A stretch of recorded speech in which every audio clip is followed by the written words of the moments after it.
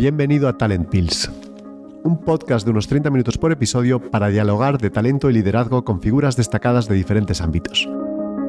Juntos compartiremos ideas y perspectivas frescas que te puedan ser útiles en tu vida diaria y tal vez hacerte reflexionar. ¿Comenzamos? Hoy me gustaría hablar de un tema que me preocupa especialmente: la pérdida de talento senior o cómo asegurar que ejecutivos pasados los 60 años de edad siguen estando activos.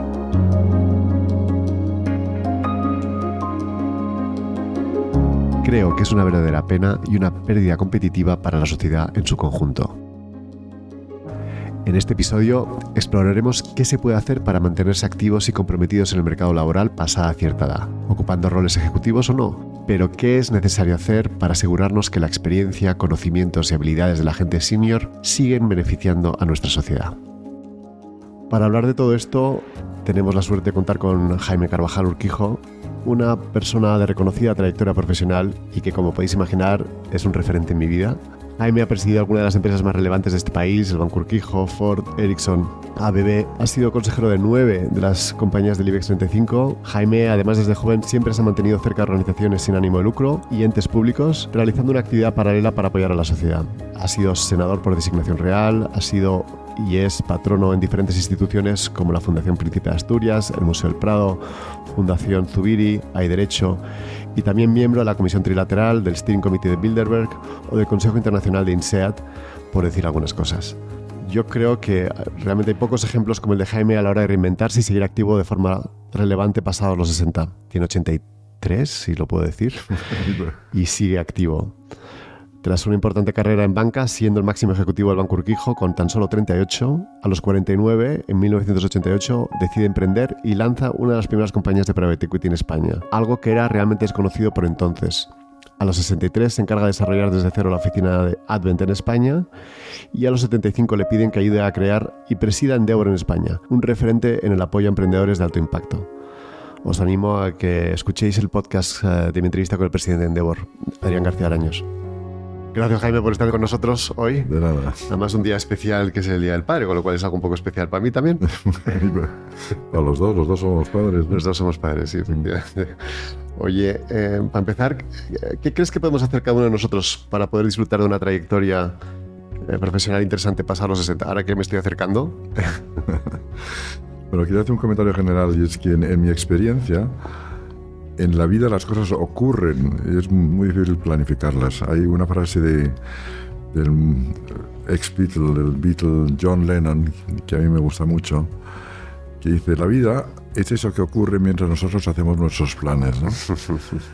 Entonces, yo creo que lo importante es crear las condiciones, en la medida que uno pueda, para que las cosas ocurran, ¿no?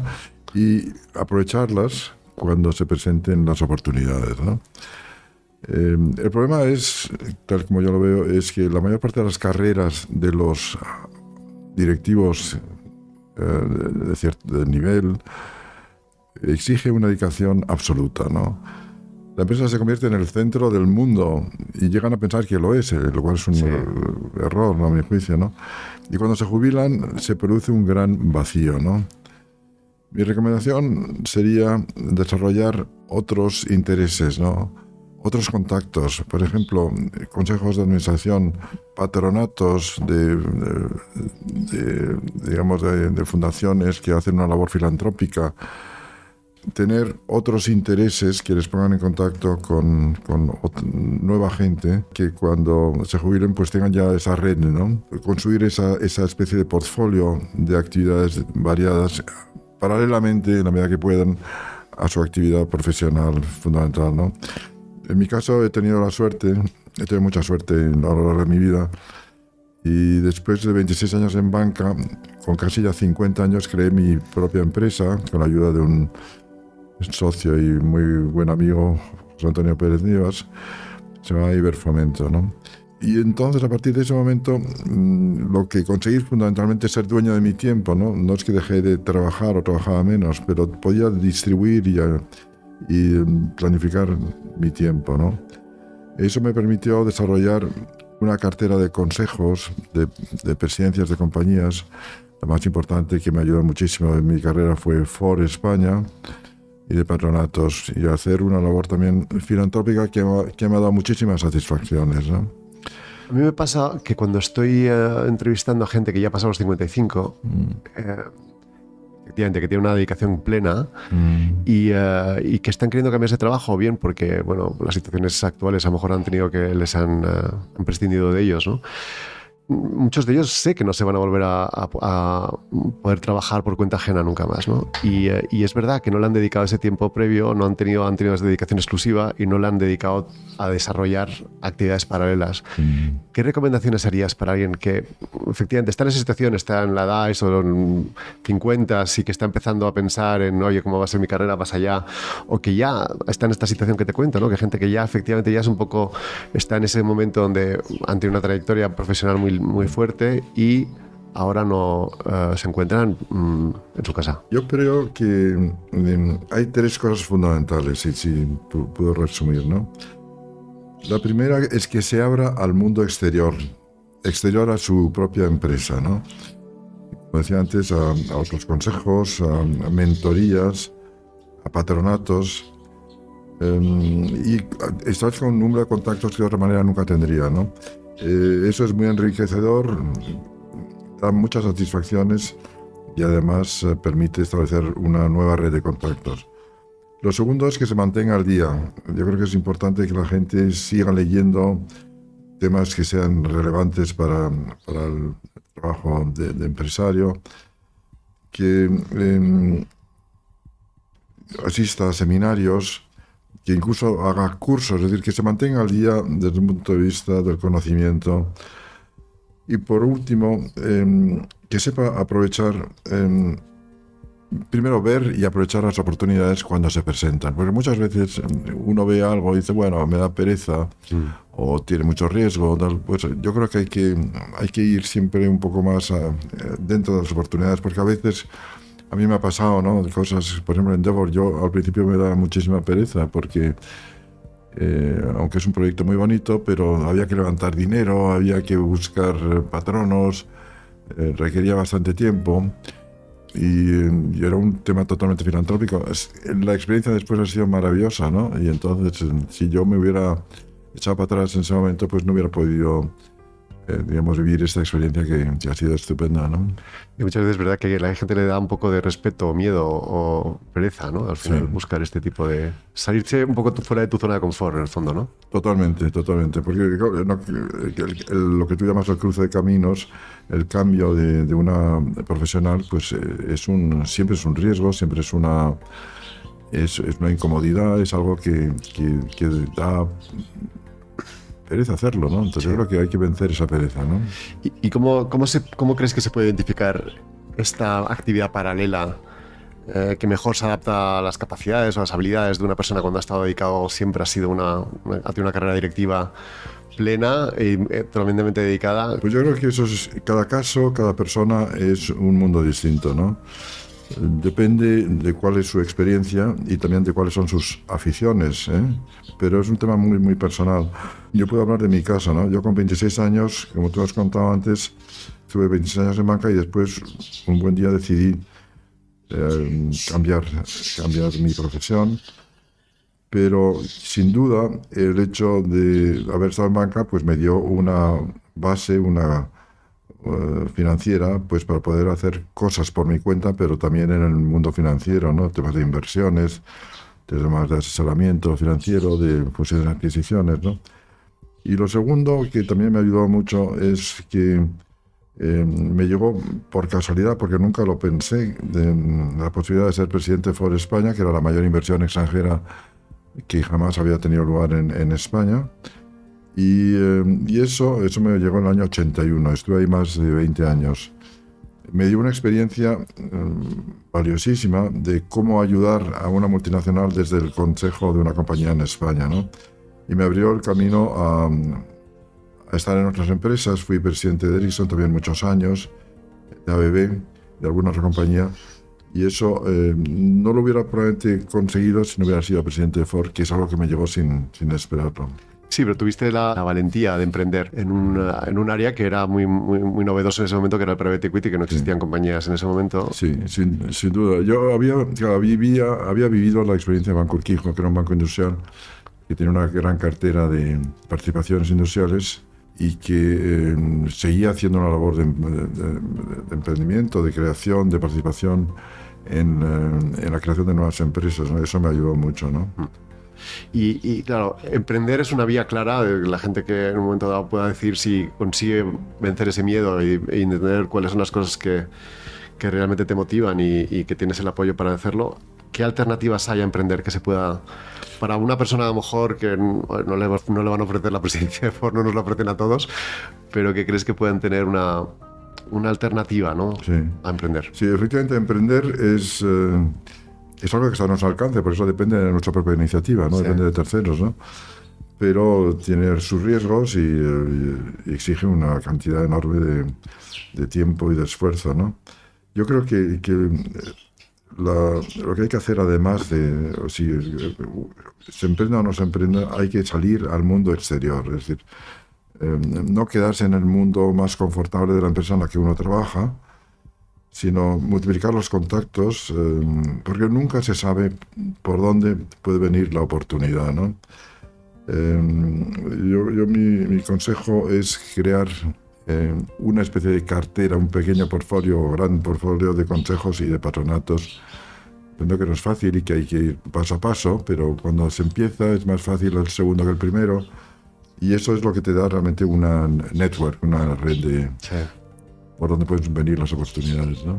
Sí, ¿verdad? Y además yo creo que mucha gente piensa que la única vía posible es ir a consejos de compañías cotizadas, y hay un mundo en empresa familiar, en empresa pequeña, donde crecientemente se está buscando, pues, senior advisors, están buscando perfiles que con una experiencia relevante, donde tú puedes ayudar a compañías un poco más pequeñas, ¿no? O cercanas a... Absolutamente, eso es lo que hace Endeavor, básicamente, que es que ayuda a emprendedores y les pone en contacto con ejecutivos, con consultores, con personas, socios de las grandes auditoras, que tienen mucha experiencia y que de una manera totalmente generosa, digamos, pro bono, pues dedican parte de su tiempo a ayudar, a actuar de mentores y a participar en los consejos asesores de estas compañías, y eso es muy interesante para todos, para el que los recibe, por supuesto, pero también para ellos.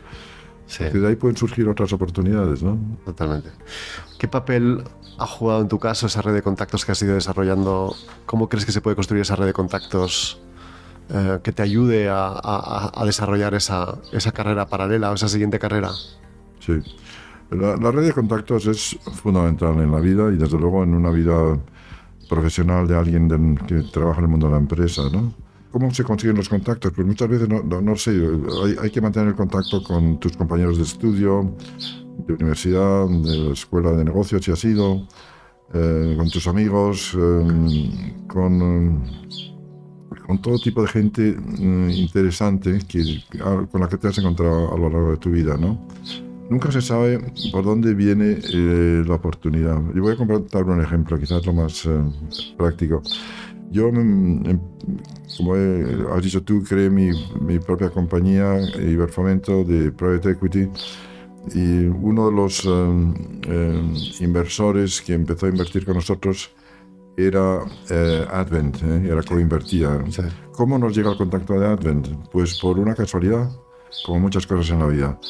Porque esta persona, que era socio de Advent, se llama John Singer, había sido compañero de INSEAD de hacía, no sé, 20 y tantos años, de uno de mis socios, una persona fantástica que era José Luis Troya, y desgraciadamente murió. Y a través de John Singer y de José Luis Troya se estableció una relación que terminó con la creación de Advent en España y el nombramiento de socios, de los que éramos socios de Iberfomento. Fuimos managing directors y partners de Advent, y fue una historia fantástica de éxito y buena en todos los aspectos, incluido el económico, ¿no? Ahí quiero recordar también a Juan Díaz Laviada, que fue el consejero delegado, y a Luis Camilleri, socio. Yo era el presidente de Advent, ¿no? Y como dices, al final, esa red de contactos esas casualidades solo se encuentran si sales un poco fuera, ¿no? Si la buscas un poco ya. No te va a salir si te quedas en tu rol y en tu posición y sin exponerte al mundo. Totalmente. Sí. Claro, pero da mucho miedo o respeto a la gente, ¿no? Cuando llega a esa edad, que está en un momento dado todavía, oye, pues eres joven en el mundo, realmente profesionalmente, y de repente te encuentras que trabajar por cuenta ajena pues no va a ser tan obvio y te da cierto miedo o respeto hacerlo, ¿no? ¿Cómo crees que se puede superar el miedo de incertidumbre para hacer ese tipo de reinventarte profesionalmente? No, superar el miedo al cambio es algo muy importante, es muy personal. La actitud al riesgo de cada persona es diferente, pero en la vida, si no tomas algún riesgo, no vas a ninguna parte. Por supuesto, hay que tomar los riesgos bien medidos, que tengan sentido. Ayuda mucho si tienes algunas otras actividades. En mi caso también me ayudó el hecho de cuando yo dejo la banca y empiezo a hacer otras cosas, pues tenía una presidencia y algún consejo ya en mi cartera. Entonces eso no me daba para vivir, pero me daba un cierto confort, ¿no? Entonces yo creo que hay que tomar riesgos en la vida, porque si no te quedas donde estás y la verdad es que va a hacer la vida menos interesante, además. Totalmente, pero que cambiando un poco de tema, pasando del individuo, si quieres, a la compañía o a la sociedad, hay pocas compañías que están potenciando, fomentando, aprovechando talento senior. ¿Qué se puede hacer para fomentar una cultura empresarial, para ayudarles a que no se vayan, que se mantengan en la compañía?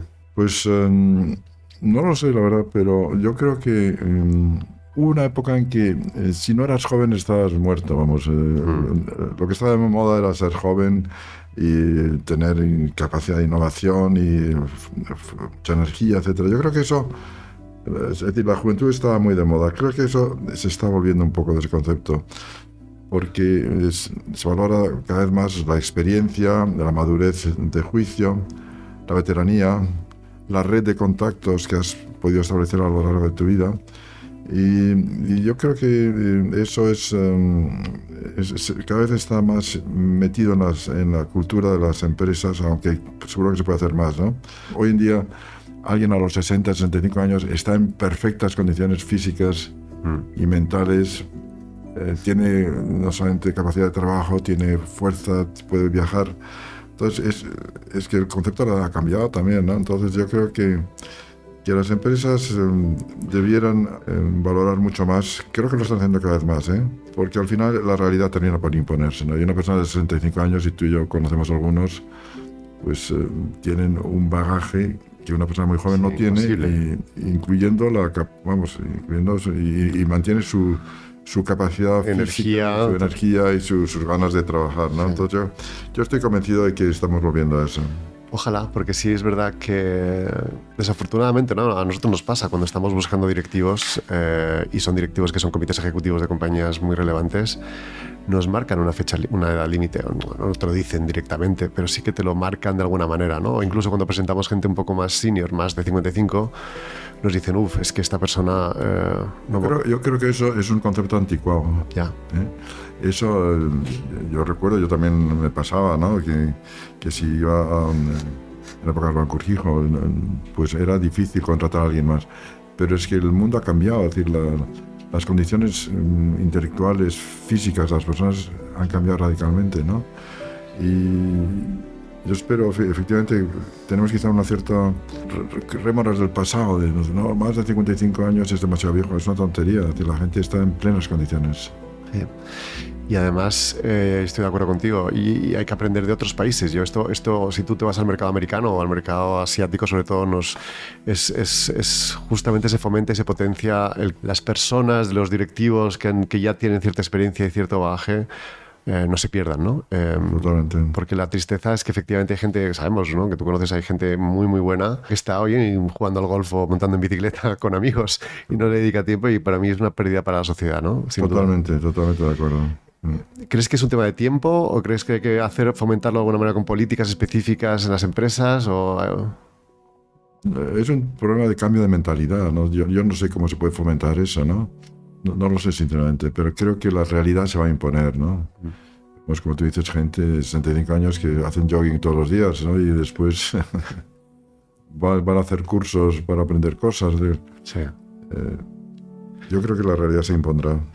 Y tú que estás muy metido en el mundo emprendedor y digital, y hablas con muchos emprendedores, y hablas con gente muy joven, y ves las diferencias que puede haber entre la gente muy joven y la gente muy senior, como ese apoyo intergeneracional, ¿crees que es relevante? Es decir, ¿crees que los jóvenes realmente escuchan a ese talento senior y que el talento senior se enriquece gracias a estar hablando con esas conversaciones más gente más joven? Yo puedo hablar por la experiencia de Endeavor y definitivamente así es, ¿no?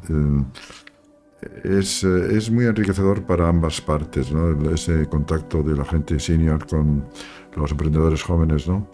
Los emprendedores jóvenes valoran muchísimo el tiempo que les dedica, por ejemplo, un mentor de Endeavor o un patrono de Endeavor, ¿no? Muchísimo, y me lo dicen a mí, ¿no?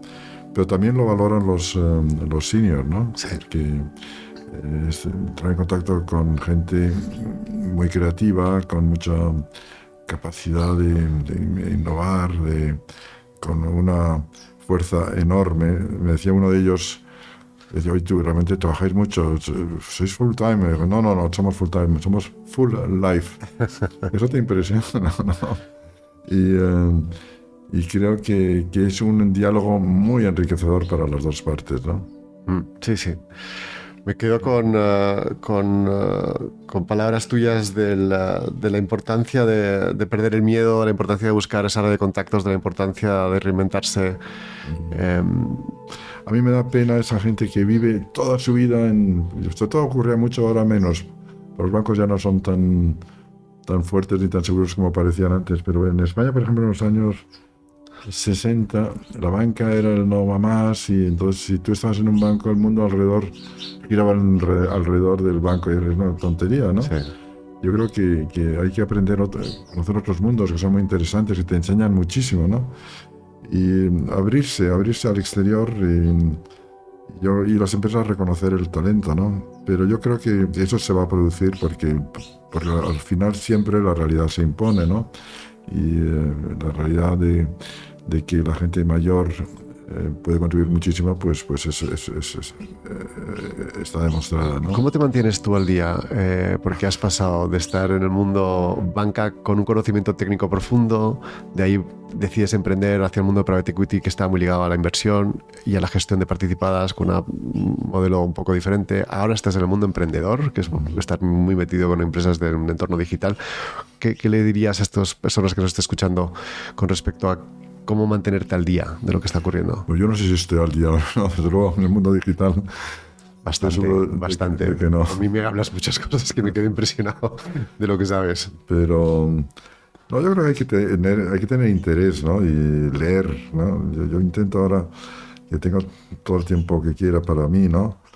Pues si puedo leo 2 horas al día, ¿no? Por ejemplo, sí. ¿No? Y muchas veces son temas económicos o temas no necesariamente de literatura, que es maravillosa, ¿no? Sí.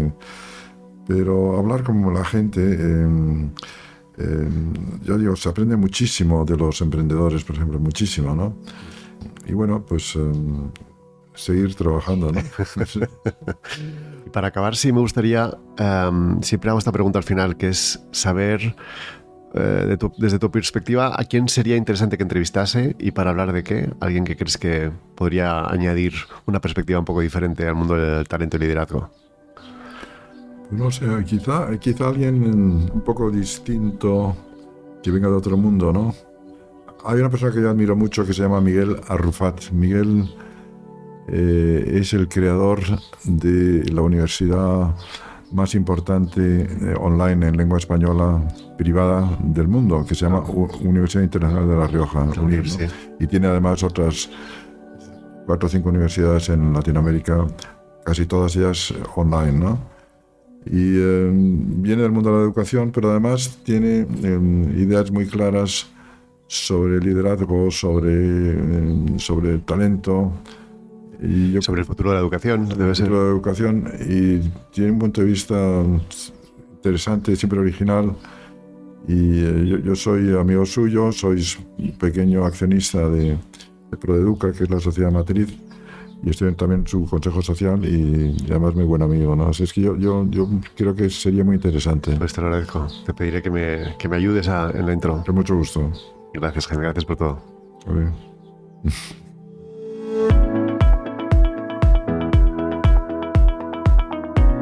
El talento y la experiencia de los profesionales seniors son una valiosa contribución para la sociedad que no debemos perder. Como sociedad debemos fomentar un entorno que promueva el aprendizaje continuo y la diversidad generacional. Como individuos cercanos a esa edad o ya entrados en ella, el seguir activos realmente depende de uno mismo. Como nos ha dicho Jaime, manteniéndote al día, ampliando tus horizontes y red de contactos, emprendiendo o participando en diferentes formas de la sociedad en un contexto más amplio, en el tercer sector, en tu comunidad o en el entorno educativo y sobre todo sin tener miedo a asumir riesgos, aprovechando siempre las oportunidades que se te presenten. Ahora te toca pensar a ti qué puedes hacer para encontrar un papel en la sociedad mañana o en unos años. Haz un plan y ponte a ello. Cuanto antes, mejor. Nos vemos en el siguiente episodio. Gracias.